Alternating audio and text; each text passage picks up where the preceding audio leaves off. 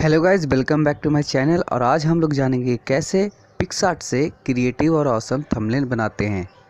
अगर आप एक यूट्यूबर हैं तो आपको पता होगा कि थंबनेल कितना ज़रूरी होता है आपके वीडियोस के लिए। आपने कभी ये भी देखा होगा कि आप बिना टाइटल को देखे हुए सिर्फ थंबनेल को देखकर ही वीडियो पे क्लिक कर लेते हैं। तो चलिए सीखते हैं कैसे आज पिक्सआर्ट से थंबनेल बनाते हैं। वीडियो को पूरा देखें और कोई भी पार्ट को मिस ना करें।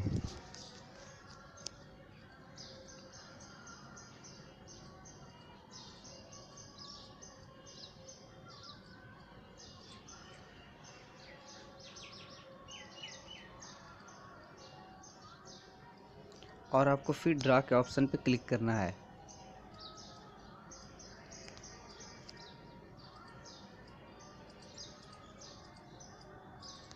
क्रिएट न्यू में जाएंगे और यहाँ पे आपको ऑप्शन मिलेगा रेशियो चुनने का। तो आपको 16:9 रेशियो यानी 1280x720 को ही सिलेक्ट करना है और आपको कोई भी सिलेक्ट नहीं करना है।